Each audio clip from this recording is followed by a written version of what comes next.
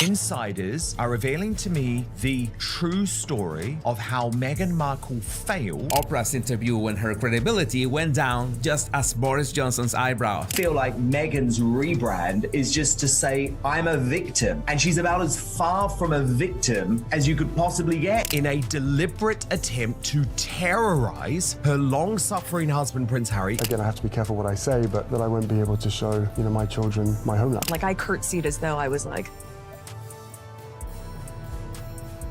pleasure to meet you, Your Majesty.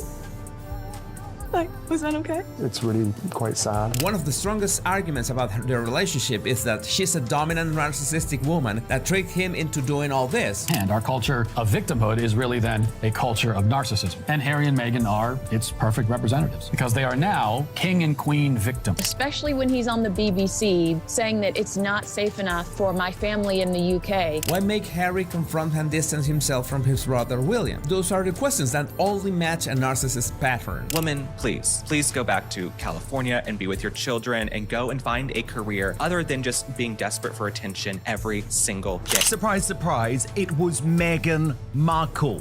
You keep saying Meghan Markle, you know I'm Sussex now. I like working hard.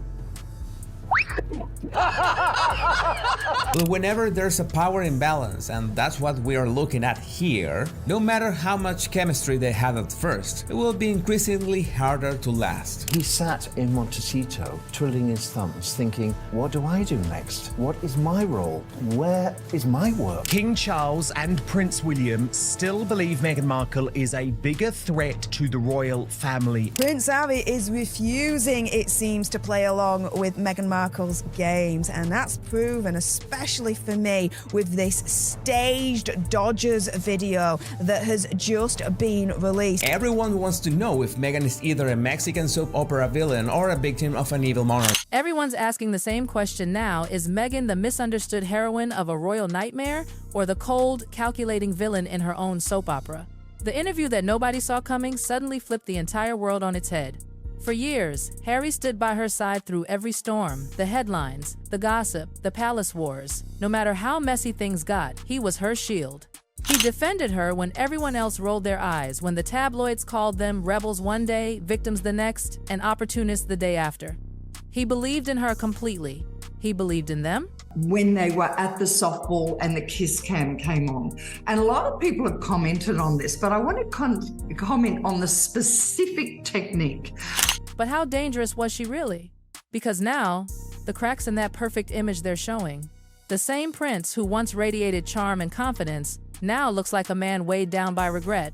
The sparkle in his eyes gone. The laughter replaced by long pauses and tired smiles. The world's fun-loving prince looks broken. For others, she's the apex predator of the dating chain. And according to one insider who spoke to The Telegraph, Harry's finally waking up, really waking up. I miss the UK, he admitted softly.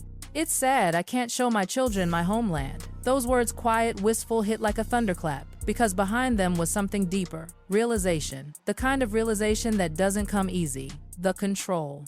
The manipulation. The rewriting of his entire life, all now clear as day. This didn't happen overnight. The unraveling began slowly, maybe even last week, when Harry appeared at a private wellness summit in California. It was supposed to be a safe event about men's mental health. Everything was fine until one journalist asked a question that sliced right through his carefully curated calm. Do you ever feel, the journalist asked, like you lost yourself in love? Harry froze. The room waited. Then he sighed deep, long, heavy. Yeah, he said quietly. And in that second, his mask cracked, the smile vanished, the silence was deafening. There was a time, he continued, I didn't recognize the man in the mirror.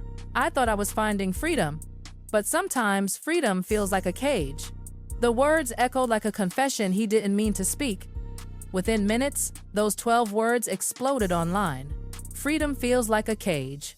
And everyone knew exactly who he meant. The internet dissected every breath, every flicker in his voice.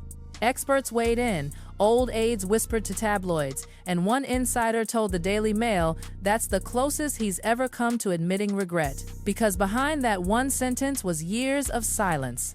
Insiders now whisper that things inside Montecito are at a breaking point. The tension's been simmering for months. During the chaos of their failed Netflix deals, Meghan wanted more shows, more attention, more spotlight. Harry wanted peace. He's exhausted. He's tired of being the nodding husband, the prop, the background in her story. For the first time, he's realizing that maybe, just maybe, he's the one who needed saving all along. For years, he saw himself as her knight, rescuing her from the cruel royal machine. But now he's starting to see the truth. Maybe she didn't want saving. Maybe he did. And while his family moves on, William thriving, Charles focused on legacy. Harry's trapped, not in London, not even in Los Angeles, but in limbo, emotionally stranded. The man who once walked away from the crown for freedom is now chained by his own choices. Inside sources say Meghan still controls everything, every call, every project, every word he speaks. And after his freedom feels like a cage remark went viral, her team went into absolute meltdown. Phones rang off the hook. PR advisors called journalists, trying desperately to spin it. But it was too late. The world had heard his truth. Behind closed doors, Meghan was livid. She accused him of carelessness, of handing ammunition to the tabloids.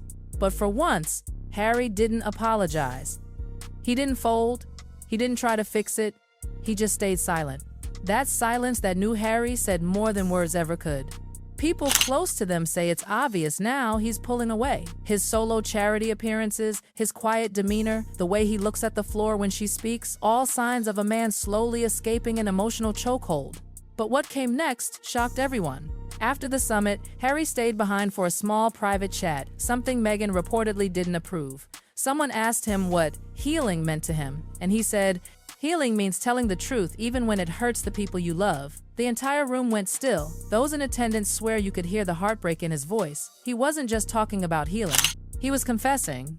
Within hours, tabloids went wild. Harry's cryptic confession, signs of marriage trouble. And for once, the tabloids might have been right. Friends say he's changed, completely quiet, distant, lost in thought. One old friend said, he used to be the guy cracking jokes. Now he just stares at his drink. It's like his mind somewhere else. Then came the most chilling whisper. "Sometimes," Harry reportedly told a friend, "I miss being invisible." Imagine that the prince who fled for privacy, now wishing he could disappear completely. That's not freedom. That's heartbreak. Because his so-called freedom turned into the same golden cage, he tried to escape the endless media deals, the fake smiles, the documentaries. They're not opportunities anymore. They're chains. And Meghan? Insiders say she's not worried about saving the marriage, she's worried about saving the brand. Hollywood insiders claim she's panicking, terrified that Harry's honesty will destroy the polished image they've fought to maintain. As one source put it bluntly, if he keeps talking like this, the whole illusion shatters. Every appearance now feels like a test. Every sentence he utters sounds like a man testing how much truth he can get away with before she snaps. And snap she did. After that summit, Meghan allegedly went into full meltdown. One assistant claimed they found her pacing barefoot through their Montecito home, shouting into her phone, "Get it taken down! Call the team! Fix it now!" But it was too late. The clip had already gone viral. Harry's words were everywhere. Freedom feels like a cage tattooed across every headline. And the world started seeing what she didn't want them to see. The cracks, the control, the manipulation. Because for years, Meghan mastered the narrative, every headline, every angle. But this time, she lost control. Sources say the fight when Harry got home that night was volcanic. She accused him of betrayal, of ruining the empire they'd built. He looked her in the eyes and said just 6 words, "I didn't ruin anything. I told the truth." That broke everything. The next morning, the headlines were brutal. Trouble in paradise, freedom or regret, Sussex fairy tale crumbling. And for the first time in a long time, Harry didn't seem broken, he seemed free. Friends said he looked lighter, as if a weight had lifted. Maybe telling the truth, even quietly, was his first act of rebellion in years. But Meghan wasn't done. Her team launched an immediate counterattack. Within days, glossy outlets flipped the narrative. He's not breaking down, he's reflecting. He's not regretful, just misunderstood. But no one believed it. The internet wasn't buying the fairy tale anymore. He looked miserable, she looked defensive. The public verdict was unanimous. Freedom never looked so trapped. Friends say he's withdrawn even more long walks alone, hours staring into the fireplace, calls ignored. Slowly, he's cutting off the Hollywood crowd, the friends who loved the Sussex brand more than they loved him. For the first time, Harry's seeing the full cost of loyalty. Sources whisper he's been reaching out to old army friends, even ex-palace aides, not for reconciliation, but to remember who he was before it all fell apart. Before California, before the spotlight, before her. Meanwhile, Meghan's world is shrinking. The Netflix deals are fizzling, Spotify's gone, Hollywood's cold, and the one thing she thought was unshakable, Harry's devotion, is slipping. So she's reportedly planning her next move. A glossy Tell My Truth magazine feature, meant to paint her once again as the misunderstood woman the world refused to love. But this time, no one's interested. Even her usual allies have gone quiet.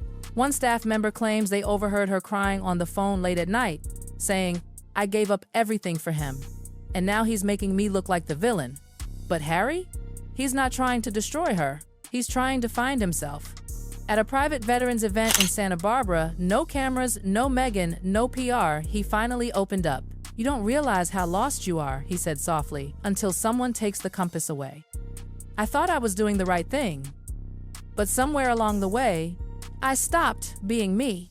Those who were there said the whole room went silent. It was the first time in years they saw Harry, not the brand, not the story, but the man. And just when everyone thought the drama had peaked, the final shock hit. A journalist close to the royals dropped a bombshell.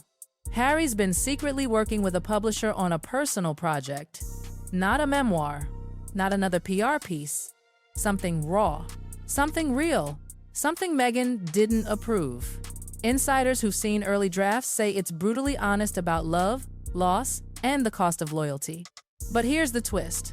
For once, it's not Meghan's story. It's his, the real Harry. And that, more than anything, has her terrified. Because once a man like Harry starts speaking for himself, really speaking, there's no going back. And maybe that's the biggest confession of all, that the fairy tale wasn't freedom, that love built on control will always collapse, that the prince who gave up everything to protect her is finally protecting himself. And for the first time, the world isn't watching a royal scandal, it's watching a man wake up. If that revelation shocked you, well, you're not alone. And what's truly fascinating now is how the tables are turning, because after years of being silenced, Harry's finding his voice. People who once dismissed him as Meghan's shadow are starting to listen, really listen. When he speaks these days, there's weight behind his words. It's not the rehearsed charm from royal tours or the cheerful sound bites from interviews. It's raw, trembling honesty. You can feel that he's wrestling with years of pressure, guilt, and confusion. Friends say he's been journaling again, something he used to do as a soldier to clear his head. One friend told The Mirror that his recent writings are filled with reflections on freedom, fatherhood, and forgiveness. But here's the part Meghan won't like. There's almost no mention of her. It's as if he's emotionally detaching, frame by frame, like a film rewinding to the version of himself before all the chaos began. Insiders close to the couple reveal that Meghan senses it. She's always been sharp at reading energy, especially when it threatens her control. Now, when Harry retreats to his office or garden for hours, she reportedly follows him with questions: where are you going? Who are you talking to? What are you writing? Those questions aren't coming from curiosity anymore. They're coming from fear. Fear that her narrative is slipping right through her fingers. But Harry's no longer fighting back with arguments. He's doing something far more powerful. He's staying quiet. Because silence, when it comes from someone who's always been forced to explain, is louder than any headline. That silence is speaking volumes across the world. The boy who once walked behind his mother's coffin in grief has grown into a man trying to walk away from another kind of loss, a love that began as rescue and turned into captivity.